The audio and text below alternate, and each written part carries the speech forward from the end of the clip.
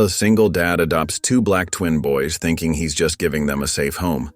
But when he sees their birth certificate, he falls to his knees, because the name on it is someone from his past, a girl he thought he'd forgotten, a choice she made before dying, and a secret that will change everything he thought he knew. Why him? And what did she leave behind that's now in his hands? Before we get into the story, comment below where in the world you are watching from today. The old wall clock's steady tick-tick-tick pulled Nathan from his dreamless sleep. 6:12 a.m., same as yesterday, same as every day. He blinked at the ceiling, white and blank as an empty canvas, before swinging his legs over the side of the bed. His feet touched the cold hardwood floor, and he moved through the quiet house like a shadow. No creaking floorboards, no morning greetings, no radio chatter to break the silence. Just the whisper of his cotton t-shirt against his skin, and the soft pad of his bare feet against the polished oak that had long since forgotten the sound of laughter. The kitchen gleamed under the gray morning light filtering through spotless windows. Everything had its place. The coffee maker centered perfectly on the counter, dish towel folded in precise thirds, salt and pepper shakers aligned with military precision. Nathan reached for the coffee beans with mechanical familiarity, measuring them into the grinder with the care of a chemist. The harsh buzz of grinding beans echoed through the empty space, too loud in the stillness. He winced slightly, then returned to his methodical movements. Filter in place. Water measured. Switch flipped. The coffee maker gurgled to life, its bubbling presence the closest thing to conversation in the house. While it brewed, Nathan pulled 2 pieces of wheat bread from their bag and dropped them in the toaster. He stood at the counter, watching the coils turn red, listening to the quiet tick of heating metal.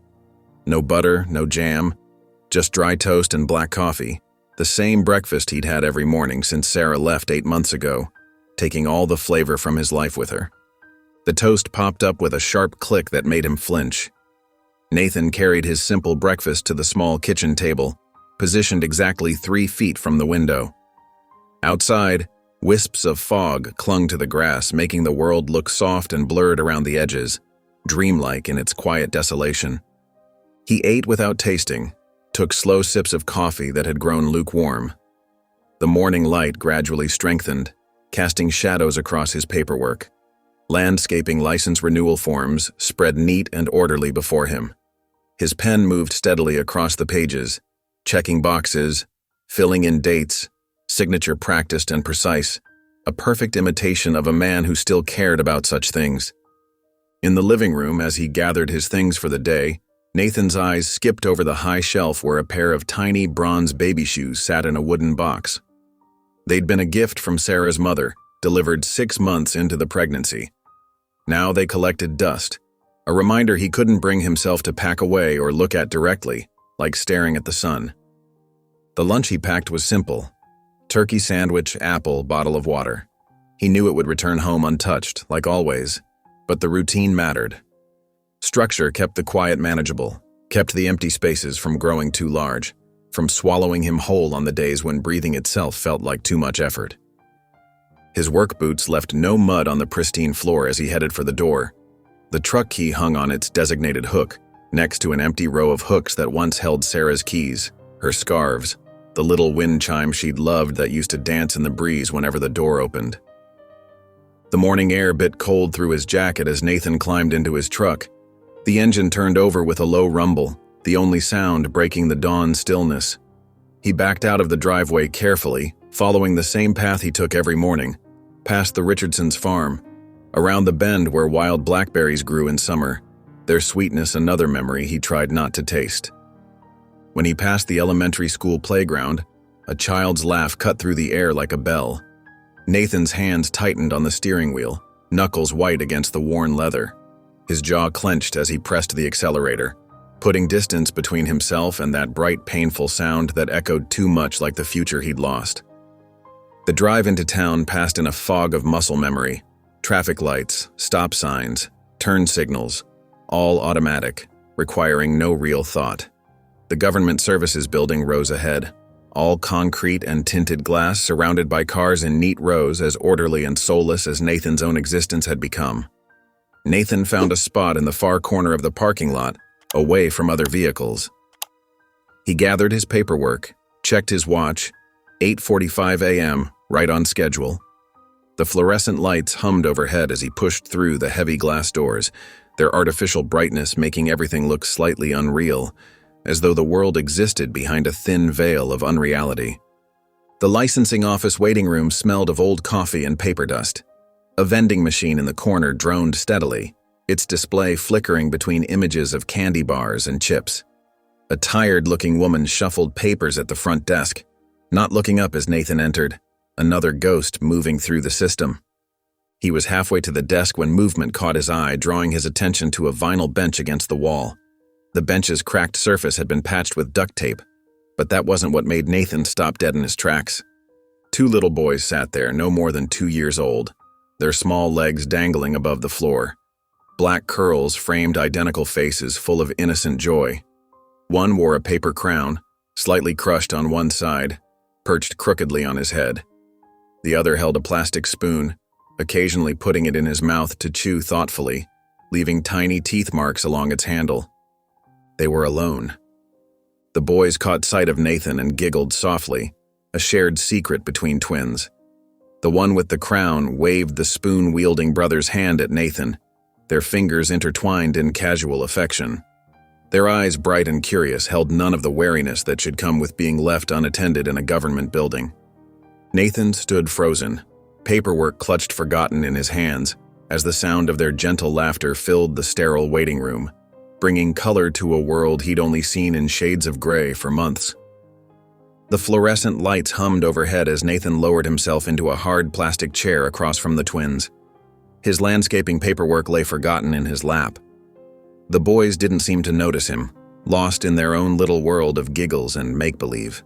The one wearing a crooked paper crown, clearly fashioned from old permit forms, was using his plastic spoon like a magic wand, conducting an invisible orchestra. His brother watched in complete fascination, occasionally reaching out to touch the crown with careful fingers, his eyes wide with wonder. Nathan tried not to stare, but his eyes kept drifting back to them. Two identical faces, round and bright with joy despite the dreary government waiting room. Their matching blue t-shirts were a size too big, sleeves rolled up to free their small hands. Worn sneakers swung back and forth, not quite reaching the floor from the vinyl bench. A small scuff mark on the left shoe of one boy was the only visible difference between them. Something about their peaceful contentment tugged at him. No tears, no fussing, just two little boys finding delight in simple things. The crown-wearing twin accidentally dropped his spoon, and both burst into fresh peals of laughter as if it was the funniest thing they'd ever seen. The sound echoed through the sterile room, bringing unexpected warmth to the cold space. Nathan's chest tightened. When was the last time he'd laughed like that? So free and unguarded? He couldn't remember. Laughter had become as foreign to him as the feeling of happiness itself. The quiet one, the boy without the crown, suddenly noticed Nathan watching them. Instead of shrinking away, his face lit up with curiosity. Before Nathan could look away, the toddler had climbed down from the bench, steadied himself on sturdy legs, and padded over with determined little steps. Nathan held his breath as the boy stopped directly in front of him. Dark eyes studied him seriously for a moment, taking in every detail of his face. Then, without a hint of hesitation, two small arms lifted in the universal request to be picked up. Nathan's hands trembled slightly as he set aside his paperwork.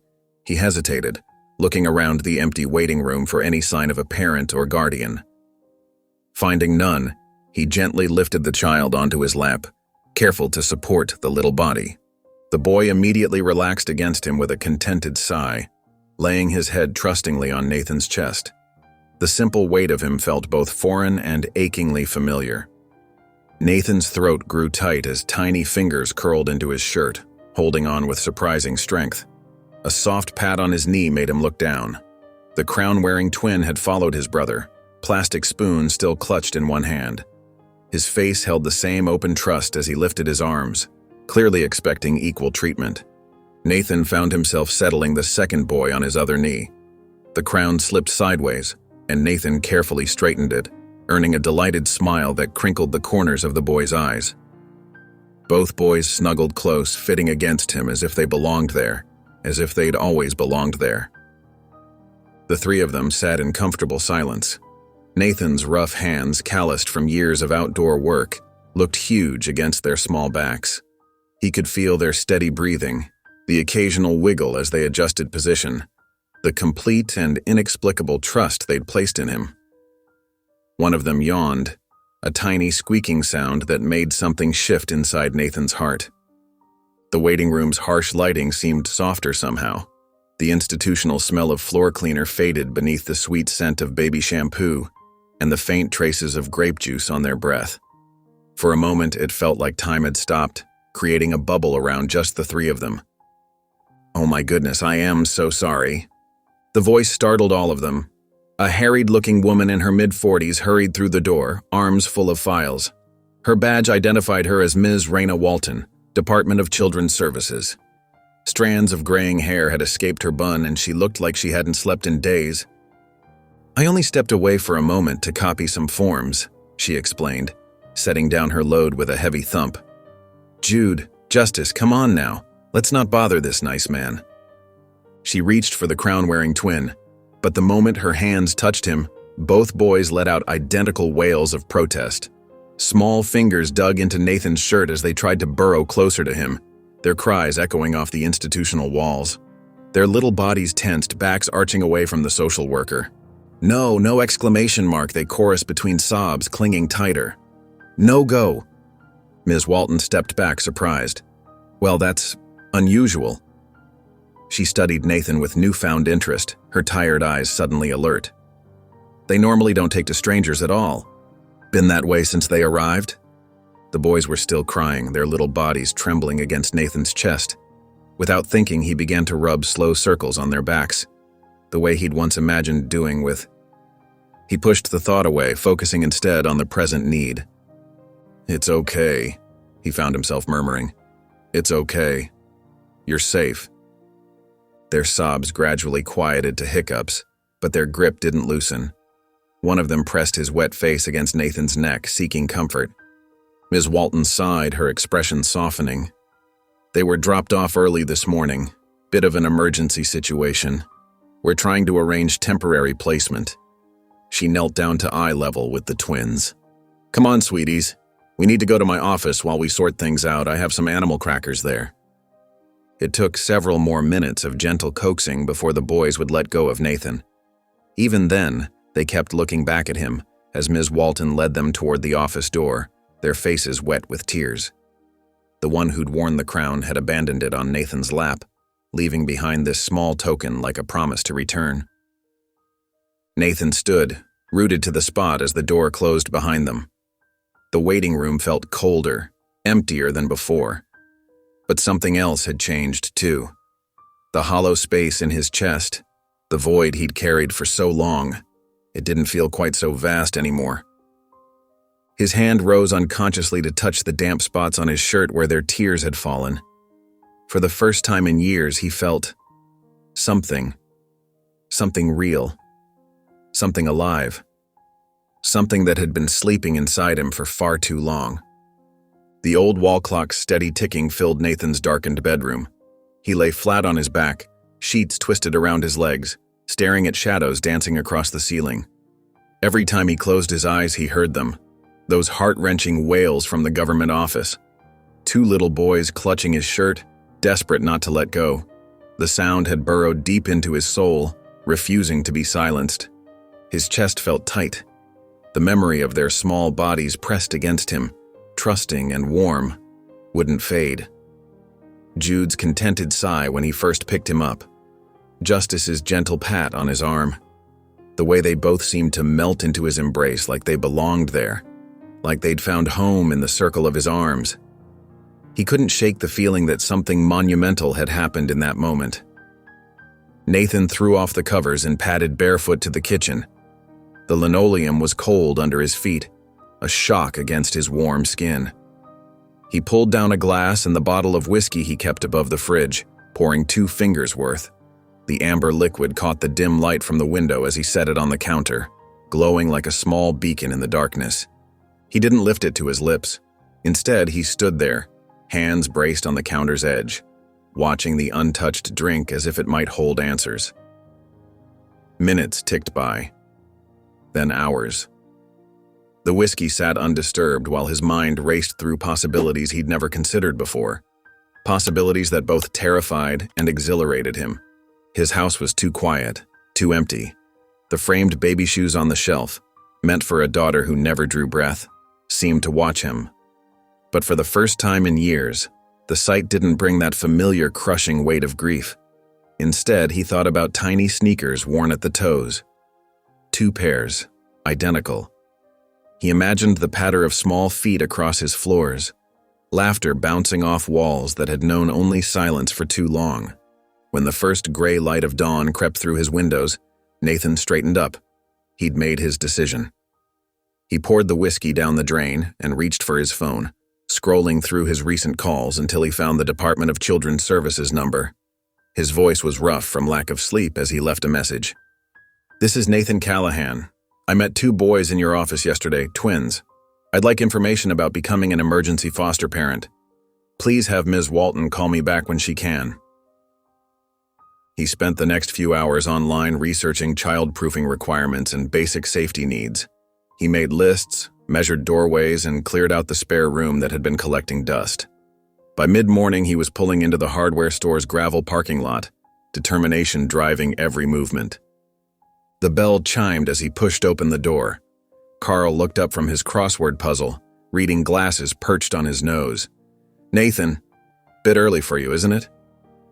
"Need some things," Nathan said, unfolding his list. "Cabinet locks, outlet covers, safety gates for the stairs." Carl set down his pencil, eyebrows rising toward his gray hairline. "You expecting company, or just paranoid?" A ghost of a smile touched Nathan's lips. "Both." "Well then." Carl pushed back from the counter, joints creaking as he stood. "Let's get you sorted out. Anything else on that list of yours?" Nathan nodded. "Need to know if you can get me a toddler bed. 2, actually, and rails." Carl's eyes widened slightly, but he didn't press. He just nodded and led Nathan through the aisles, pulling items off shelves. They loaded up the counter with child-proofing supplies, discussing installation methods and the best places to secure gates. Back home, Nathan worked methodically. He installed locks on every cabinet containing cleaning supplies or sharp objects. Outlet covers went in throughout the house.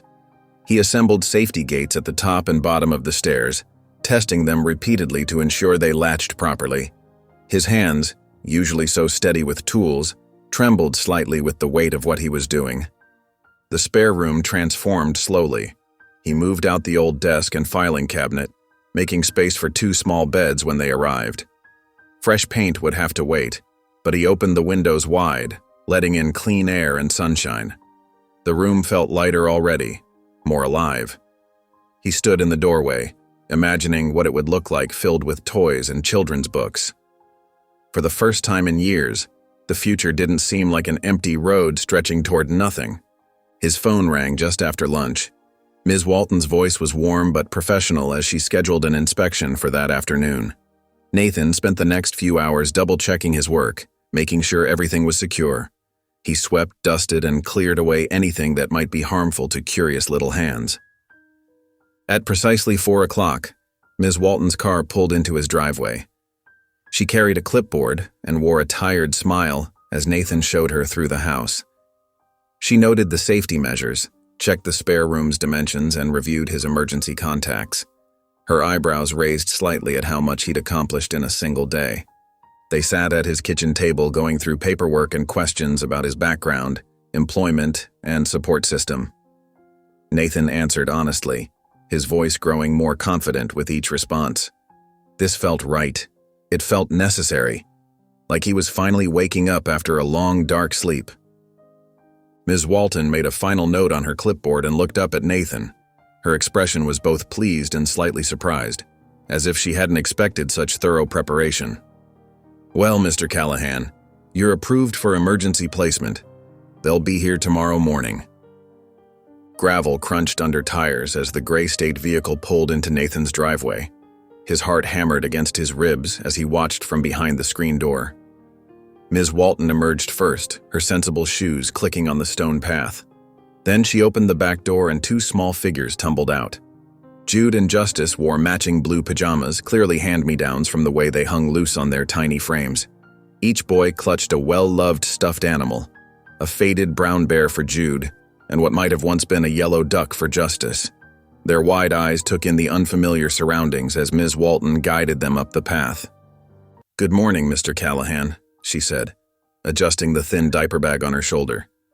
"Here's a list of their immediate needs, sizes, favorite foods, that sort of thing. The bag has one change of clothes each and some basic supplies, but you'll need to stock up soon." She handed him a crumpled piece of paper and the nearly empty bag. Nathan nodded, his throat tight. He pushed open the screen door. "Hey guys," he said softly. "Remember me?" Justice's face lit up first. He tugged free from Ms. Walton's hand and toddled forward, arms raised. Nathan scooped him up, and the boy immediately nestled into his neck, his small fingers clutching Nathan's collar. Jude hung back, clutching his bear tighter, but his eyes never left Nathan's face, a mixture of caution and hope flickering across his features. After Ms. Walton left, Nathan stood in his suddenly quiet living room, Justice still in his arms and Jude hovering near the door. "Want to look around?" he asked. "This is your home now." Jude took a tentative step forward, then another. His eyes landed on the kitchen, visible through the open archway.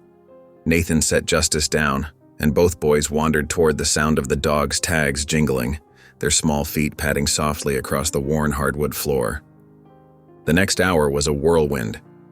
Jude discovered the cabinet of pots and pans, pulling out a large wooden spoon that Nathan used for stirring soup. The rhythmic banging filled the house as Jude found his groove, testing different pots for their sounds, his face serious with concentration.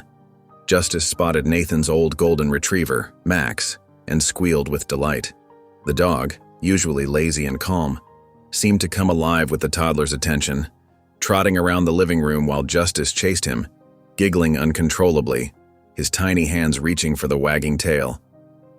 Nathan tried to make lunch, simple grilled cheese sandwiches, but burned the first two while breaking up a tug of war over the wooden spoon.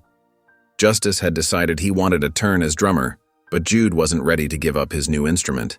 The smell of scorched bread filled the kitchen as Nathan mediated the dispute, the smoke detector threatening to join the cacophony.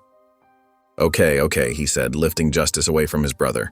"How about we find another spoon? We can have a band." But when he opened the drawer, Justice spotted the collection of measuring spoons and dumped the entire drawer onto the floor with one enthusiastic grab, the metal clanging against the linoleum in a chaotic symphony. The afternoon brought new challenges. Nathan struggled for 20 minutes with 2 car seats in the back of his truck, trying to decipher the complicated straps and buckles, sweat beading on his forehead. A quick trip to the store for supplies turned into an adventure when Justice knocked over a display of juice boxes. The sticky red liquid spread across the floor while Jude decided to help clean by spreading it around with his shoes, creating tiny red footprints that tracked halfway down the aisle. Back home, bath time proved to be another learning experience. Nathan forgot to check the water temperature first, and Justice's quick, "Hot," had him scrambling to add cold water. By the time he got both boys clean, the bathroom floor was soaked and he was wetter than either child, his shirt clinging to his chest and water dripping from his hair. But through it all, Nathan found himself laughing. Real laughter, the kind that bubbled up from somewhere deep inside that he thought had dried up years ago. When Justice appeared wearing a pot as a hat, his small face beaming with pride beneath the makeshift helmet, he couldn't help but chuckle. When Jude tried to share his crackers with Max, carefully placing them on the dog's nose, Nathan's shoulders shook with genuine mirth, a warmth spreading through his chest that he hadn't felt in ages. That evening, after 2 more burned meals and countless spills, Nathan tackled the cribs. He spread the parts across the floor of the spare room, now the boys' room, and stared at the instruction manual. The twins sat nearby, fascinated by the pieces of wood and metal, occasionally reaching out to touch the smooth surfaces. "Okay," he muttered. "Part A connects to Part B using screw type 1... He fumbled with the pieces, acutely aware of his audience. Justice handed him random parts, trying to help, while Jude studied the pictures in the manual with serious concentration, his tiny finger tracing the diagrams as if decoding a treasure map. 2 hours and several quiet curses later, Nathan stepped back to admire his handiwork. 2 sturdy cribs stood against opposite walls, each with fresh sheets and a small blanket. Pride swelled in his chest as he looked at the finished product. It wasn't perfect. One crib had a slightly wobbly rail, but they were safe and solid, a tangible symbol of his commitment. "Time for bed, guys," he announced, scooping up 2 sleepy boys. But the moment he placed them in their separate cribs, the crying started. First Jude, then Justice, their wails filling the room with heartbreaking harmony. Nathan tried everything: soft words, gentle back rubs, even humming what he remembered of old lullabies. Nothing worked. Their little faces scrunched up in distress, tears streaming down their cheeks. Finally, admitting defeat, he gathered them both in his arms. "Okay, new plan," he said, carrying them to the living room. He settled onto the couch, positioning one small body on either side of him. They immediately curled into his warmth, their crying subsiding to soft hiccups, tiny hands gripping his shirt as if afraid he might disappear. As their breathing slowed and their little bodies relaxed, Nathan whispered into the quiet room, "You're safe now." He looked down at their peaceful faces, already drifting into sleep, their long eyelashes resting against their cheeks. "Jude, Justice." He smiled softly. "Yeah, that sounds right." Nathan's eyes burned as he stared at the coffee maker, willing it to brew faster. The kitchen was dark except for the soft glow above the stove. Both boys were sound asleep against his chest, their warm weight pressing into him from either side as he sat at the kitchen table. Jude's soft snores mixed with Justice's quiet breathing created a peaceful rhythm in the pre-dawn stillness. Nathan found himself matching his own breathing to theirs without even thinking about it. 3 days. It felt like 3 weeks. Nathan couldn't remember the last time he'd slept more than a few hours at a stretch, but somehow his body was adjusting. The exhaustion felt different than before. Not the hollow emptiness he'd known for so long, but something fuller, more purposeful. It weighed on his shoulders, but somehow lifted his spirit at the same time. "Dada," Justice mumbled in his sleep, tiny fingers clutching Nathan's shirt. The word made his heart skip, though Ms. Walton had warned him it was just babbling at this age. Still, he pulled the boy closer, breathing in the sweet baby shampoo smell of his hair. Something about that innocent sound pierced straight through his defenses. When sunlight finally crept through the windows, Nathan faced his next challenge: the grocery store. He'd been putting it off, making do with what he had, but the kitchen was getting bare. The diaper supply was running low. It was time. The thought of managing 2 toddlers in public made his stomach clench, but they couldn't live on canned soup and crackers forever. Getting 2 toddlers dressed and into car seats took nearly an hour. By the time they reached the store, Nathan was already sweating. He managed to secure both boys in a shopping cart, earning sympathetic looks from other parents as he navigated the aisles. Justice kept trying to stand up while Jude pointed at everything colorful, babbling excitedly. The baby section stopped him cold. Endless rows of diapers, wipes, and creams stretched before him. He stood there, overwhelmed, until Justice started fussing and reaching for a colorful box of snacks. Nathan had no idea what brands were best or what sizes they needed. He'd grabbed diapers at random from the hospital supplies, never thinking about what would happen when they ran out. "First time, Dad?" A kind-faced cashier approached, noting his lost expression. Nathan nodded, grateful for the help. "That obvious?" "The hair care aisle for black children is over in section 4, she said gently. "And these are the best detangling sprays." She pointed out several products. "My sister swears by them for her kids. Their hair needs different care than yours does." Nathan's cart slowly filled. Special shampoo, tiny combs, moisturizing creams he'd never heard of. He took pictures of products he wasn't sure about, planning to research them later. The boys stayed surprisingly calm, entertaining themselves by dropping things he handed them and watching him pick them up. It became a game.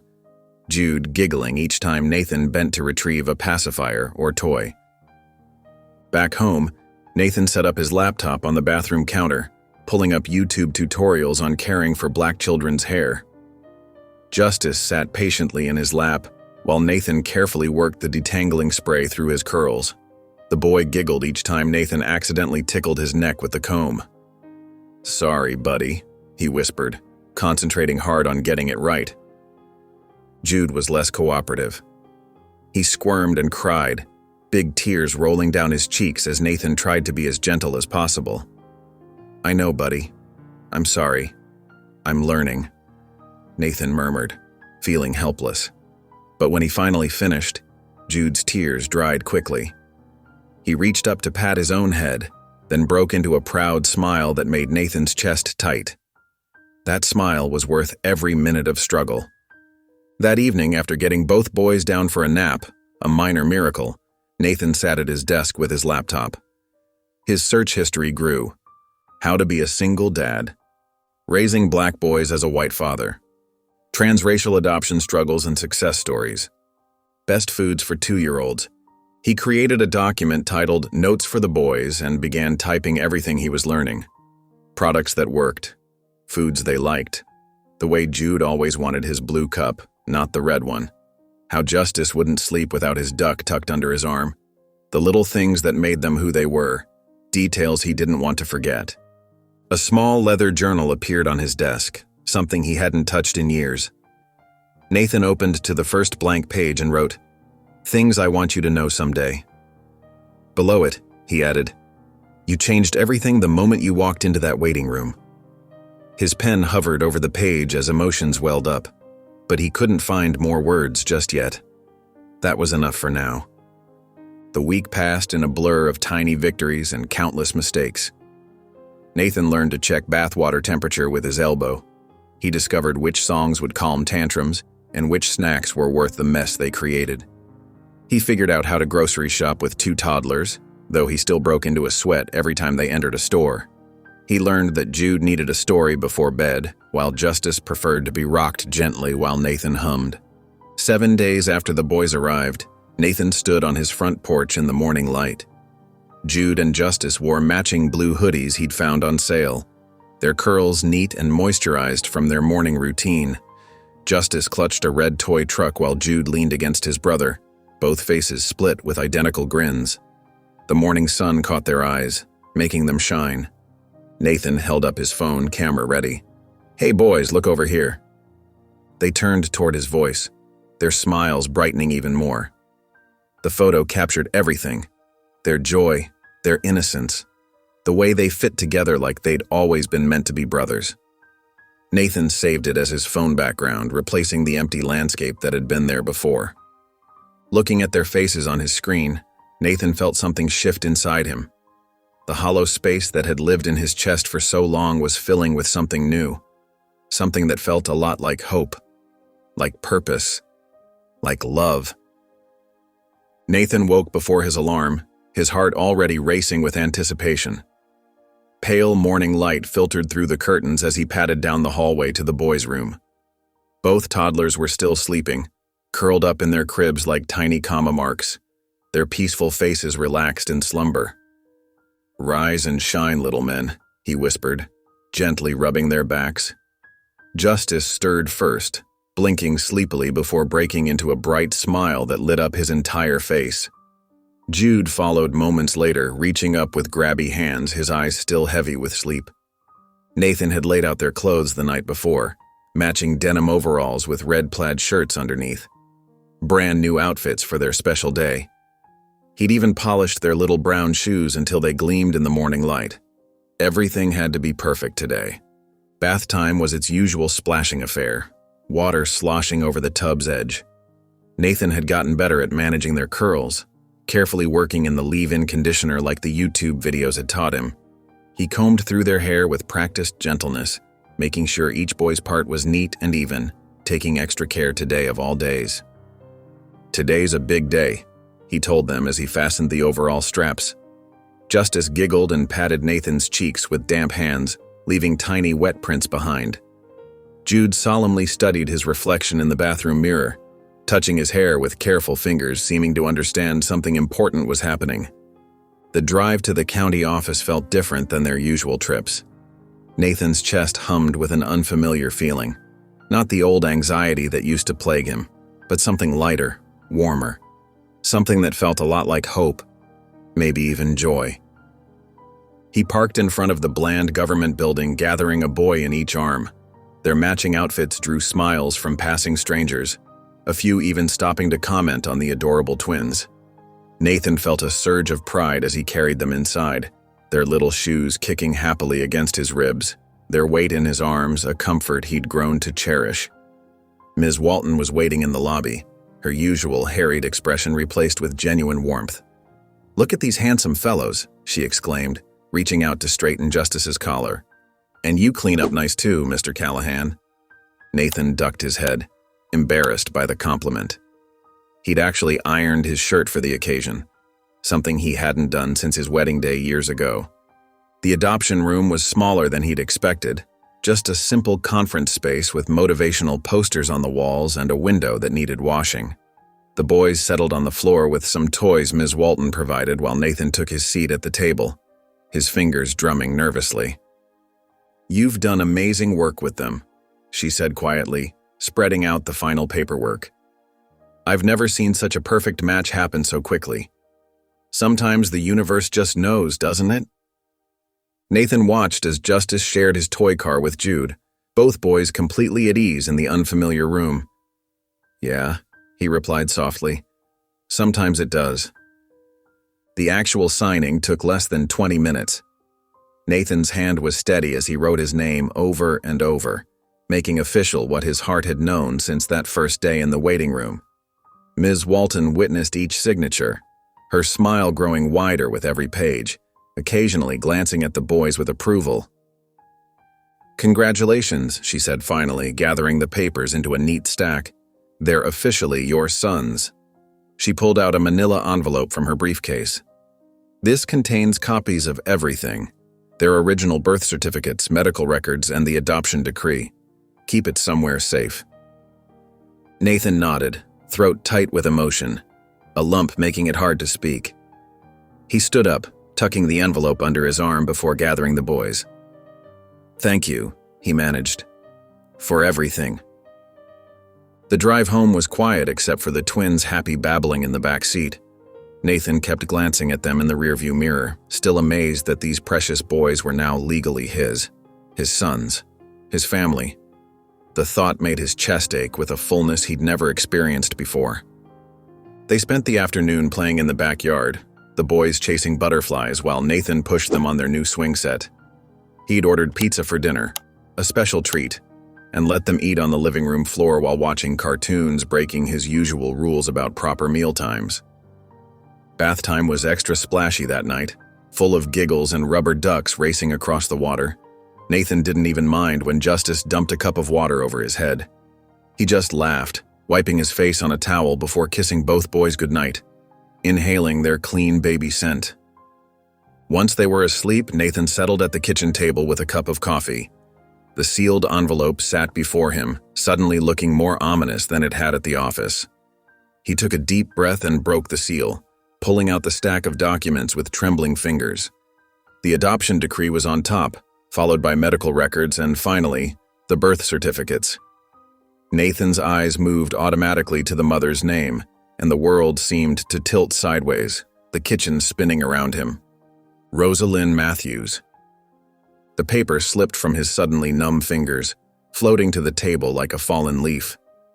Nathan stared straight ahead, his coffee growing cold, while his mind raced backward through time, memories flashing like old photographs. Rosalind Matthews, the quiet girl who'd worked at his father's store all through high school, who'd helped him stock shelves every summer, who'd disappeared without a word 5 years ago, leaving nothing but whispered rumors behind. "No," he whispered into the silent kitchen. "It can't be." The nursery was quiet except for the soft breathing of the twins. Nathan sat in the old rocking chair, the birth certificate paper trembling in his hands. The name seemed to glow in the dim light from the hallway. Rosalind Matthews. His throat felt tight, like someone was squeezing it. The paper's official letterhead in stark black type made it all feel surreal, like a dream he couldn't quite wake from. "Rosa," he whispered, so softly it was barely a breath. 20 years melted away in an instant, leaving him feeling raw and young again. Justice made a small sound in his sleep, turning over in his crib. His brother Jude followed suit, as if connected by an invisible string. Nathan watched them, these precious boys who had crashed into his life and filled it with noise and love. Rosa's boys. The thought made his chest ache. Their peaceful faces in sleep held echoes of their mother that hit him harder each day. The memory hit him like a wave sweeping away the present moment. It was October 1999, and the metal bleachers were cold and wet from the afternoon rain. Nathan remembered the exact sound of water dripping from the stadium roof, the way the clouds hung low and heavy over the football field, the smell of wet grass and approaching winter in the air. He was 17, gangly and uncertain, carrying his backpack across the empty school grounds when he heard it. Someone crying, the sound carrying clearly in the damp stillness. Rosa sat alone on the middle bench, her shoulders shaking. Her textbooks were scattered around her, one lying face down in a puddle, its pages already starting to curl. Nathan knew her from chemistry class, where she always sat in the back corner, quiet but smart. They'd been lab partners once, and she'd explained molecular bonds to him with patience and small drawings in the margins of his notebook, her neat handwriting making complex concepts seem simple. "Hey," he'd said, climbing the wet steps carefully, his sneakers squeaking against the metal. "You okay?" She'd looked up, quickly wiping her eyes with the sleeve of her thin jacket. "I'm fine," she'd said, but her voice cracked on the words, betraying her.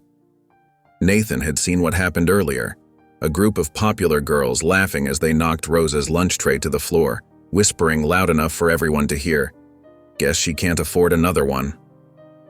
The sound of her food hitting the cafeteria floor still echoed in his memory. He'd wanted to say something then, but the words had stuck in his throat, trapped by his own cowardice. Without thinking, he'd shrugged off his gray hoodie and held it out to her. "You're shivering." The fabric was worn soft from countless washes, bearing his school's faded logo across the front. Rosa had stared at the offered sweatshirt like it might bite her, her dark eyes wide with suspicion. "Why are you being nice to me?" "Because..." Nathan had struggled to find the right words, shifting his weight uncomfortably. "Because someone should be." She'd taken the hoodie slowly, pulling it over her head. It was too big on her slim frame, but she'd hugged herself in it like armor, her fingers curling into the too long sleeves. "No one ever sees me," she'd said after a long moment, her voice small but steady. "They look right through me like I'm not even here, like I'm just empty space taking up a desk." Nathan had sat down beside her, not caring that the bleacher was soaking his jeans. "I do," he'd said simply. "I see you." They'd sat there as the rain continued to fall, talking about nothing and everything. Her dreams of becoming a nurse, his struggle with calculus, their shared love of old horror movies. She'd confessed to watching Night of the Living Dead 14 times, and he'd admitted to hiding behind the couch during The Exorcist. When the sky finally cleared, she'd smiled at him. A real smile that lit up her whole face and reached all the way to her eyes. Back in the present, Nathan set down the birth certificate and moved to the closet, pulling out an old cardboard box he hadn't opened in years. The cardboard was soft at the corners, worn from multiple moves. Inside, under graduation photos and report cards, past concert tickets and old love notes from girls he barely remembered, he found what he was looking for, his senior yearbook. The spine cracked as he opened it, and there she was. Rosa Lynn Matthews, senior photo. Her smile was exactly as he remembered it, bright and genuine. She wore small gold earrings and a yellow sweater, her hair in neat braids that framed her face perfectly. Below the photo was a quote, "Kindness matters more than anything." The words felt like a punch to his gut now, knowing how her life had played out. Nathan's fingers trembled as he turned to the inside cover. There, in purple ink, was her familiar handwriting, the loops and curves as clear as the day she'd written them. "Thanks for sitting with me, I won't forget." Rosa.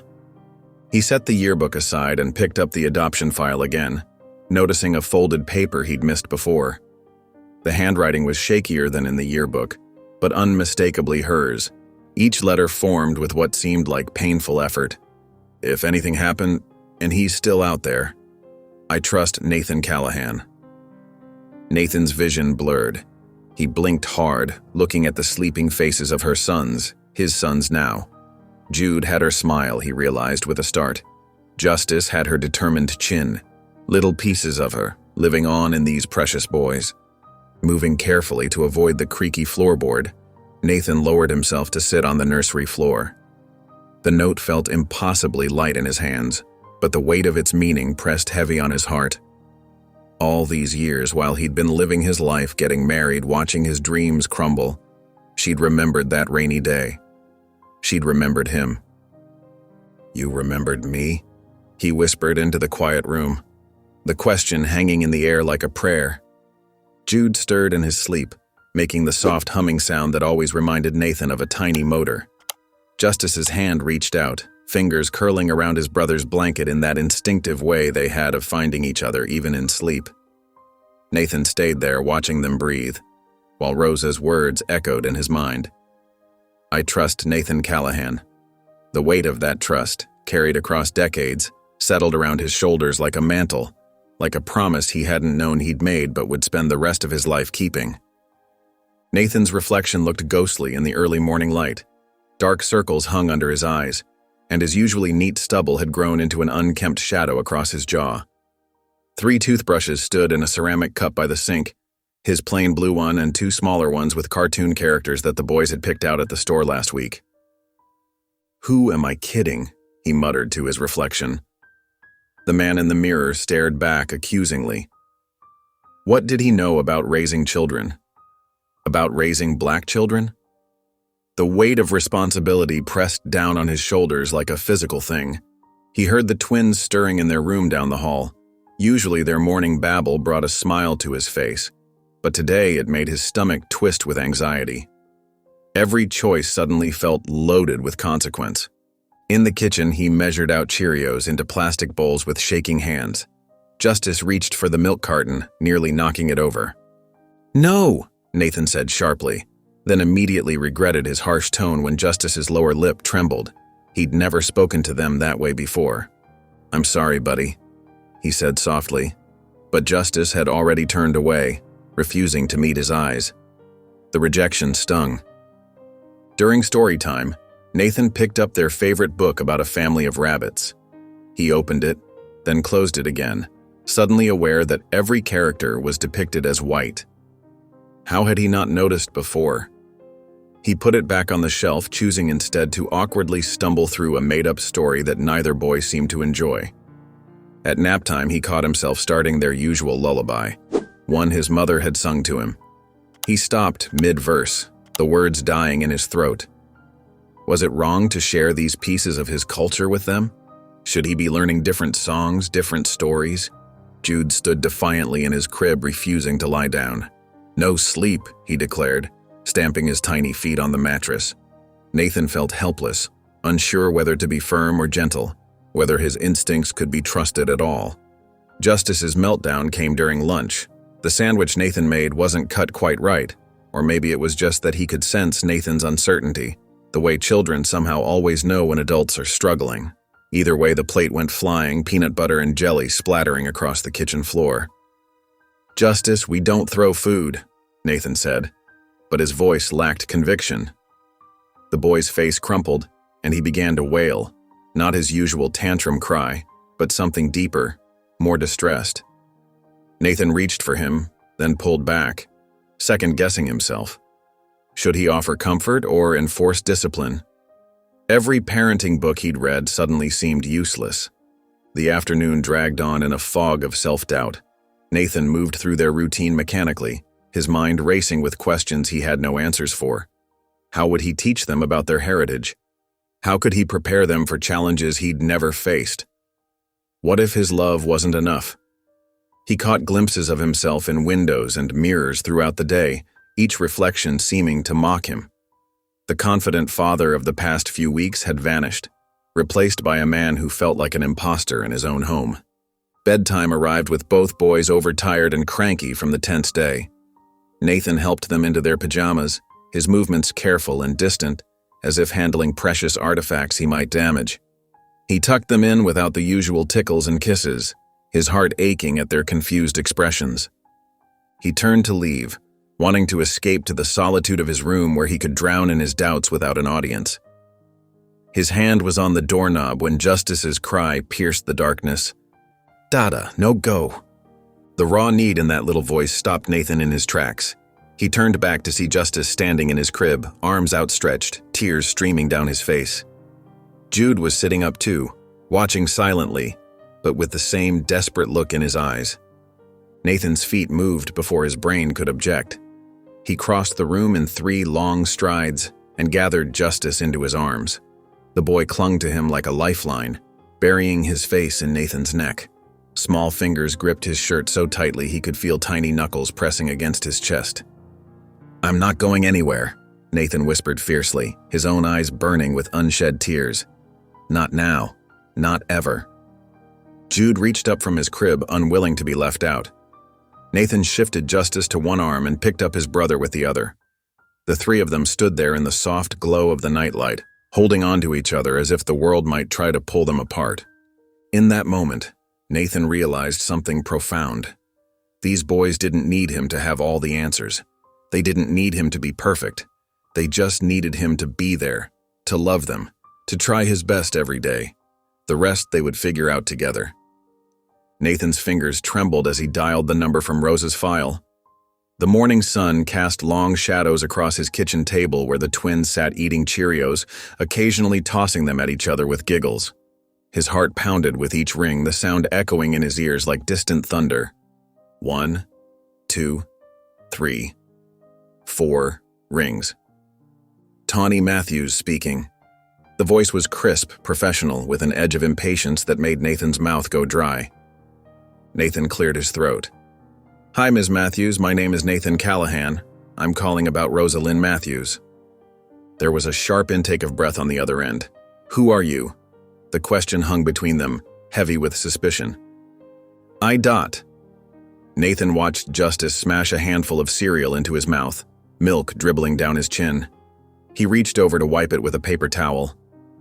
"I knew Rosa in high school, but that's not why I'm calling. I recently adopted twin boys, and what does this have to do with Rosa?" Tawny's voice had grown cold, defensive, like ice forming over a pond. "They're her sons." Nathan's words hung in the air. The silence that followed was deafening, stretching out until he could hear his own heartbeat. "That's impossible," Tawny's voice cracked. "We were told the babies didn't make it. There must be some mistake." Her words trembled with barely contained emotion. Nathan reached for the adoption paperwork, his hands shaking. "No mistake. I have their birth certificates right here. Rosa Lynn Matthews is listed as their birth mother. And there's something else. A note she left. She mentioned me specifically." He ran his thumb over Rosa's handwriting, as if touching it might summon her spirit. "Let me get this straight." Tawny's voice was razor sharp now. "My cousin's babies, who we were told died, are actually alive, and somehow ended up with some white man she knew in high school? Do you know how insane that sounds?" Each question cut through the line like a blade. Nathan winced at her tone but pressed on. "I understand your skepticism, but it's true. I have all the documentation, including a handwritten note from Rosa that says, 'If anything happens, and he's still out there, I trust Nathan Callahan.'" He read the words carefully, honoring each syllable. "Read it again," Tawny demanded, "word for word." Nathan did, his voice soft but steady. Another long silence followed, filled only by the sounds of the twins babbling to each other. "That's her handwriting," Tawny finally said, her voice thick with emotion. "I'd know it anywhere, but why you? Why didn't she tell us? We're her family." The hurt in her voice was palpable. "I don't know," Nathan admitted. "I hadn't seen her since high school. Finding out she was their mother, it shocked me too." He watched Jude carefully stack 3 Cheerios, his tiny face focused in concentration. Jude chose that moment to squeal with delight, knocking over his sippy cup. The sound carried through the phone, bright and innocent against their heavy conversation. "Is that—" Tawny's voice faltered, softening for the first time. "That's Jude. Justice is here too. They're eating breakfast." Nathan smiled despite himself as Justice tried to catch a rolling Cheerio. "What do they look like?" The question came out in a whisper, fragile as a butterfly's wing. Nathan looked at the boys, his heart swelling. "They're beautiful. Bright eyes, curly hair. Justice has a little birthmark shaped like a heart on his left shoulder. Jude has the sweetest smile I've ever seen." Pride colored his words as he described them. A choked sound came through the line. "The birthmark, Rosa had the same one." There was rustling on her end, the sound of papers being moved. "I'm coming down there." "What?" "I'm coming to Tennessee. I need to see them. To see you. To understand what the hell is going on." Her tone left no room for argument. "I can be there in 3 days." Nathan nodded, then remembered she couldn't see him. "Of course. You have every right to meet them." He watched as Justice tried to feed Jude a Cheerio, their connection warming his heart. "Text me your address. I'll rent a car from the airport." She paused. "And Mr. Callahan, if anything about this isn't exactly as you've said—" "I understand," Nathan said quietly. "But it is. They're here, they're safe, and they're loved." He meant every word. After hanging up, Nathan sat heavily in his chair. Justice immediately climbed into his lap, sticky fingers patting his cheeks. "Dada okay?" His little voice was concerned, his eyes searching Nathan's face. Nathan hugged him close, breathing in the sweet baby shampoo smell of his hair. "Yeah, buddy, Daddy's okay. We're going to meet someone special soon." He kissed the top of Justice's head, drawing strength from the little boy's trust. The next 3 days passed in a blur of anxiety and preparation. Nathan cleaned the house top to bottom, washed all the boys' clothes, and tried to imagine how to explain everything to a woman who had every right to be suspicious and angry. He practiced what he would say, rehearsing explanations in the shower and while folding laundry. He showed the twins photos of Tawny he'd found on social media, pointing to her face. "This is your Aunt Tawny. She's coming to visit." The boys just giggled and tried to grab his phone, more interested in the device than the woman on the screen. On the third morning, Nathan dressed the twins in their nicest outfits, matching blue button-downs and khaki pants. He'd gotten better at doing their hair, though it still wasn't perfect. As he finished up Justice's twists, he heard the distinct sound of tires on gravel, the crunch announcing her arrival. His heart jumped into his throat. He lifted both boys into his arms, their warm weight anchoring him. Through the window, he watched a tall woman step out of a rental car. She wore scrubs under a leather jacket, her hair pulled back in neat braids. Her posture was rigid as she grabbed a suitcase from the trunk, her movements precise and controlled. Nathan took a deep breath and opened the front door before she could knock. There stood Tawny Matthews, her expression a complex mix of grief, anger, and desperate hope.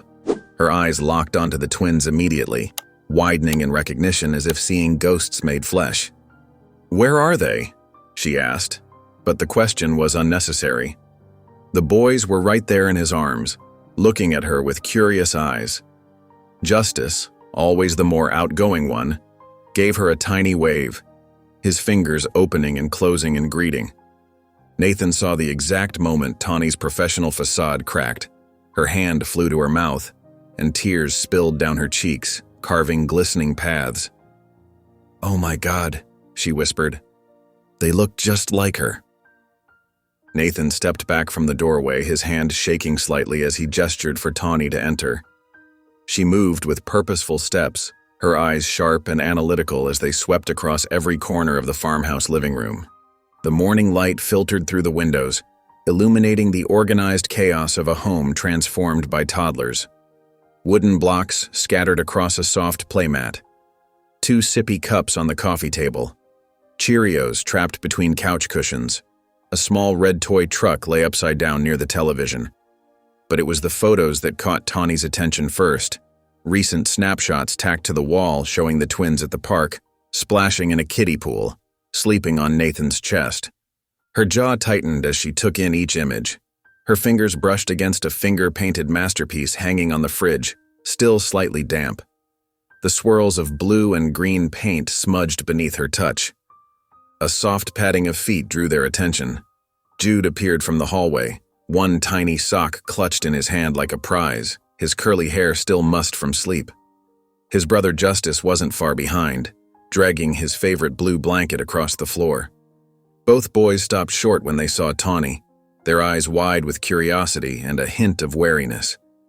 The silence felt heavy, almost tangible in the sunlit room. Tawny slowly knelt down, her professional demeanor cracking slightly as she got her first real look at Rosa's sons. "Hello, sweet boys," she whispered, her voice thick with emotion she couldn't quite conceal. Justice retreated behind Nathan's leg, gripping his jeans with small fingers. Jude stood his ground but didn't move closer, still holding his sock like a shield. The family resemblance was unmistakable. They had Rosa's eyes, her gentle expression, the same curve to their cheeks when they frowned. Tawny stood up, smoothing her skirt with trembling hands. When she spoke, her voice was controlled but raw with pain. Rosa died during an emergency C-section at Methodist Hospital. She turned to face Nathan directly, shoulders squared. We were told there were complications, that neither she nor the babies survived. Nathan felt the blood drain from his face. What, but how? How? Tawny's laugh was bitter, cutting through the morning quiet. That's what I'd like to know. Because somehow these very much alive children ended up in state care instead of with their family. Somehow no one thought to contact their next of kin. Somehow a white man with no relation got custody while we grieved 3 deaths instead of 1. She pulled out her phone, fingers moving quickly across the screen. I'm calling my lawyer. This adoption, there had to be errors, oversights. The family has rights. Wait, Nathan said, his voice firm despite his racing heart. Justice pressed closer to his leg, sensing the tension in the room. I didn't steal them, Tawny. I saved them. Saved them? Her eyes flashed with indignation. From what? Their own family? From foster care, from being separated, from spending who knows how long in the system. Nathan reached down to rest a reassuring hand on Justice's head, feeling the soft curls beneath his palm. Rosa chose me. She wrote it down. She trusted me to take care of them. A note? Tawny scoffed, but uncertainty flickered across her face. A 20-year-old memory and a piece of paper doesn't make you family. No, Nathan agreed quietly.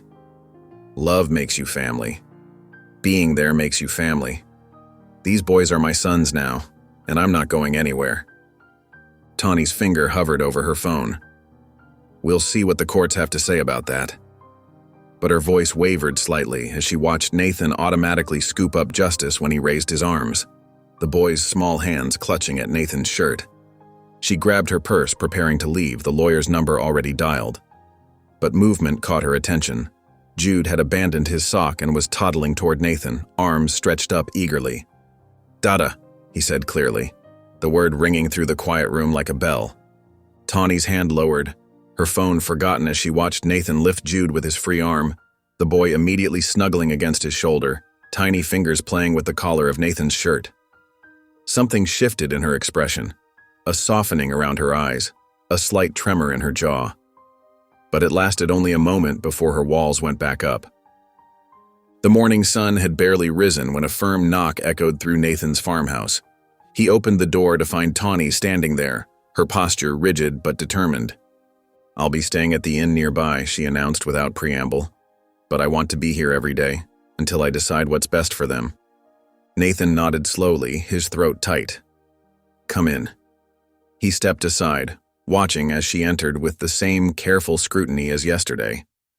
The twins were still in their pajamas, munching on banana slices at their small table.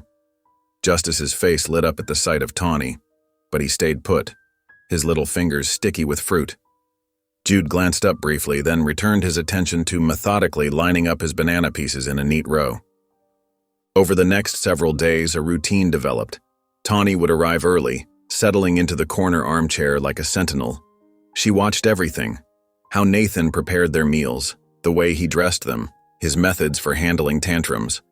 Her dark eyes missed nothing, cataloging every move he made with the boys, her notebook occasionally appearing to jot down observations.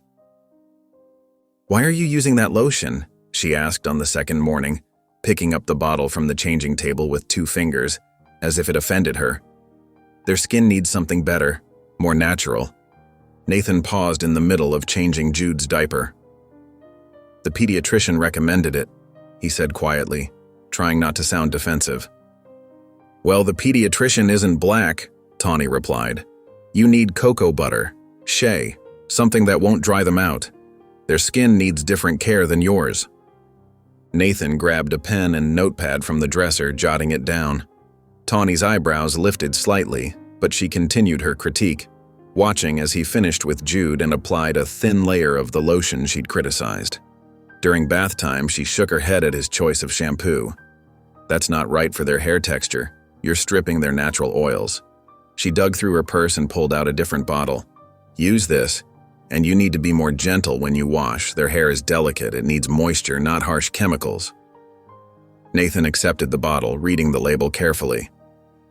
Could you show me?" His voice was humble, lacking any hint of resentment at being corrected. Something flickered across Tawny's face. Surprise, maybe respect, but it vanished quickly. She rolled up her sleeves and demonstrated the proper technique while Nathan watched intently, taking mental notes. The way her fingers moved through Justice's curls was both efficient and tender. "See how I'm supporting his head? And you never scrub like you might with your own hair. You work from the roots down, gentle-like," she explained, her clinical tone softening slightly. The questions and corrections continued through every aspect of their daily life. During lunch, Tawny eyed their plates with disapproval. They should be eating more greens, collards, kale, foods with iron. Black children need strong immune systems in this world. She glanced at the simple sandwiches and apple slices. And where are the proteins? Growing boys need more than just carbs. Nathan added it to his growing list of notes. He'd never considered how race might affect even their nutritional needs. The next day, he had collard greens simmering on the stove when she arrived, the earthy smell filling the kitchen. One afternoon, while the boys played with blocks on the floor, Tawny fixed him with a stern look. "Have you even read anything on Black boy identity? About what they'll face growing up? About their heritage?" Nathan met her gaze steadily. "I've started researching, but I know it's not enough." He hesitated, then added, "I'd appreciate any recommendations you have. I want to do this right." Tawny's expression softened fractionally. She pulled out her phone and began typing a list of books, articles, and resources. Nathan copied each one down carefully, his handwriting neat and determined. "They'll need to understand who they are before the world tells them," she said, her voice quieter than usual. "It's not just about hair products and food, Nathan." As the days passed, the twins began warming up to Tawny. Jude especially seemed drawn to her, often toddling over to show her his toys or babbling stories in his limited vocabulary. One afternoon, he brought her his favorite brush and patted his head, his eyes hopeful. "Want me to fix your hair, little man?" Tawny asked, her voice gentler than Nathan had ever heard it. Jude nodded enthusiastically, climbing into her lap before she could even respond. Nathan watched from the kitchen doorway as Tawny settled Jude between her knees, carefully sectioning and braiding his hair while explaining each step. He grabbed his notebook again, writing down her instructions about proper partings and protective styles. "These little crowns need proper care," she murmured to Jude, who sat surprisingly still under her ministrations. "Your mama would have done this so beautifully." The evening wrapped up as usual, with Nathan preparing the twins for bed. He had just finished their bedtime story when Tawny began gathering her things to leave. Justice, usually the more reserved of the two with her, suddenly scrambled down from the reading chair and wrapped his arms around her legs. "Stay," he whispered, his small voice full of sleep and hope. Tawny froze. Nathan saw her blink rapidly, emotion cracking through her careful facade. She bent down slowly, pressing a gentle kiss to Justice's forehead. Though she said nothing, The slight trembling of her hands as she straightened up spoke volumes. For the first time, Nathan glimpsed the depth of her struggle, torn between professional assessment and the undeniable pull of these children who shared her blood. The morning air was crisp, carrying the sweet scent of late summer flowers from Nathan's garden. The twins had finally dozed off after a morning of energetic play, their soft breaths audible through the baby monitor on the porch table. The sound of distant birdsong mingled with the occasional rustle of leaves as the gentle breeze swept through the yard. Nathan settled into one of the weathered wooden chairs, gesturing for Tawny to take the other. She sat down carefully, her usual sharp edge softened by exhaustion. The dark circles under her eyes told of sleepless nights and worried thoughts. For a moment, they both watched a butterfly dance around the potted marigolds, its delicate wings catching the sunlight. "What happened to Rosa?" Nathan asked quietly, his voice barely above a whisper, almost afraid that speaking too loudly might shatter the fragile peace of the morning. Tawny's shoulders tensed, then dropped as she let out a long breath. She turned the silver bracelet on her wrist around and around, gathering her thoughts. The bracelet, a gift from Rosa years ago, seemed to give her strength. "Rosa was brilliant," she began, her voice thick with memory. She had this mind that could solve any puzzle, understand any concept, but nobody ever saw that. Not the teachers, not the other kids. She paused, watching a cardinal land on the porch railing, its bright red feathers a splash of color against the weathered wood. "Well, almost nobody." Nathan stayed silent, his hands clasped tightly in his lap, knuckles whitening with each new revelation. "Every day in high school was hell for her," Tawny continued. "The bullying, the isolation, it wore her down bit by bit. She'd come home with torn notebooks, missing homework, sometimes worse." Her jaw clenched, a muscle twitching at the corner. The adults always looked the other way. Too busy, too blind, too unwilling to step in. The baby monitor crackled with Justice's soft snoring, a reminder of innocence in the midst of their heavy conversation. Nathan reached over and adjusted the volume slightly, his movements gentle and practiced. "After graduation, she just vanished. Cut ties with everyone. We searched for years, but Rosa didn't want to be found." Tawny's voice cracked slightly, betraying the pain that still lingered. "When she finally came back, she was different, quieter, harder, like something inside her had been permanently dimmed, like she'd seen things that changed her forever." Nathan's face remained carefully neutral, but his knuckles were white where his hands were clasped, the only visible sign of his inner turmoil. "She was already 6 months pregnant when she showed up at my door," Tawny said, her gaze distant as if seeing that day again. "I tried to get her to tell me what happened, who the father was, but she wouldn't say. Just kept insisting she was fine, that she had a plan." She shook her head, frustration and regret coloring her words. "The only hint I ever found was a name written over and over in her notebook. Nathan Callahan." Nathan's breath caught audibly, his chest rising and falling with the weight of revelation. "I only spoke to her once," he said slowly, each word measured and heavy. "Just that one time on the bleachers. But I never forgot her either. Something about her stayed with me all these years." "That's what I don't understand," Tawny said, turning to face him fully, her eyes searching his face for answers. "One conversation? 20 years ago? And she trusted you with her children? What happened during that conversation, Nathan?"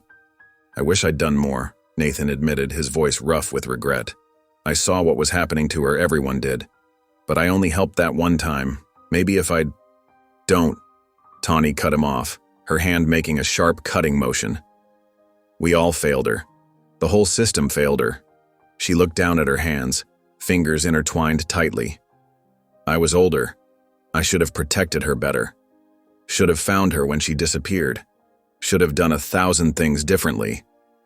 Through the monitor, they heard Jude make a small sound in his sleep, a tiny whimper followed by contented silence. Both adults instinctively leaned toward the sound, then caught each other's reaction. Something subtle shifted in the air between them, a shared concern that transcended their differences. "They have her smile," Tawny said softly, her expression softening. both of them. Especially when they're being mischievous. That little spark in their eyes. Pure Rosa. Nathan nodded, a ghost of a smile touching his lips. And her intelligence. The way they figure things out. It's incredible to watch. Yesterday, Justice figured out how to stack blocks to reach a toy I'd put on the shelf. Problem solving, just like her. They sat in companionable silence for a few minutes, listening to the twins' peaceful breathing through the monitor. A gentle breeze stirred the wind chimes hanging from the porch ceiling, creating a soft melody that seemed to speak of memories and lost chances. "The last time I saw her," Tawny said, her voice barely audible above the chimes, "she seemed at peace somehow, like she knew something we didn't."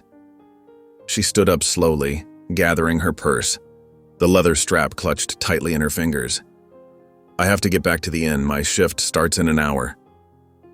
Nathan walked her to her car, gravel crunching under their feet like tiny percussion instruments marking their path. As she opened the driver's side door, he spoke quietly but firmly. "I won't fail them. Not like I failed her. I promise you that, Tawny." Tawny paused, her hand on the door handle. She didn't respond, but she didn't immediately get in either. The moment stretched between them, filled with unspoken understanding, and the first tentative threads of trust. The wind chimes sang softly in the distance, and somewhere in the house, a twin began to stir, calling them both back to the present and the responsibility they now shared. The afternoon sun cast long shadows across Nathan's front yard as he watched Tawny's car pull into the gravel driveway. The twins were already bouncing with excitement by the screen door, their little hands pressed against the mesh, leaving tiny fingerprint smudges that Nathan never seemed to mind. "Park! Park!" Justice chanted, his voice high with anticipation, while Jude nodded enthusiastically beside him, his eyes wide with hope. Nathan opened the door, letting the boys tumble onto the porch like eager puppies. "There's a park up the road," he said to Tawny as she approached, gravel crunching beneath her sensible shoes. "The boys love it. Want to come with us?" Tawny paused, adjusting her purse strap with deliberate slowness. Her eyes moved from Nathan to the twins and back again, weighing something only she could see. After a moment that felt longer than it was, she nodded. "Sure. Why not?" The words came out casual, but the decision felt significant. The park was a simple place, wooden play structures worn smooth by countless children, 2 sets of swings with chains that creaked pleasantly, a sand pit dotted with colorful plastic shovels, and a small climbing dome. But to Jude and Justice, it was clearly paradise. They squealed with delight as Nathan helped them out of their car seats, their little legs kicking with impatience. "Remember the rules?" Nathan asked, kneeling to their level, his voice gentle but firm. "Stay where you see us," Justice proclaimed proudly, puffing out his chest. "And no eating sand," Jude added seriously, his eyebrows drawing together in concentration, making Tawny crack a small smile that softened her whole face. The boys took off toward the playground, their sneakers lighting up with each step like tiny fireflies against the ground. Nathan followed close behind, his long strides matching their excited pace, while Tawny watched from a short distance, arms crossed but posture relaxing. When Jude made a beeline for the slide, Nathan stationed himself at the bottom, arms ready, face turned upward with encouragement. "Coming down," Jude announced, pushing off with complete trust that Nathan would catch him. And of course he did, swinging the little boy through the air before setting him gently on his feet. Justice, not wanting to be left out, tugged at Tawny's sleeve with insistent little fingers. "Up there," he pointed to the monkey bars, his expression hopeful and determined.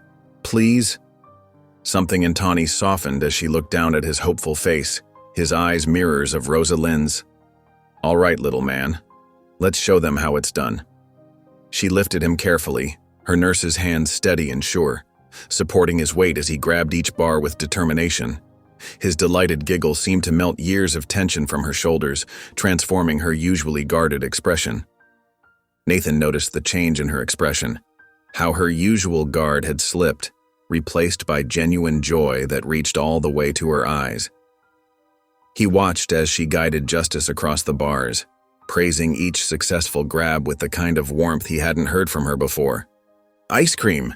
Jude suddenly shouted, pointing at a small cart near the park entrance, where a man in a striped apron was serving another family. Nathan pulled out his wallet, thumbing through the bills. "What do you think, Tawny? They've been good today." His question was casual, but the inclusion mattered. "They have," she agreed, surprising herself with how easily the words came, how natural it felt to be part of this decision.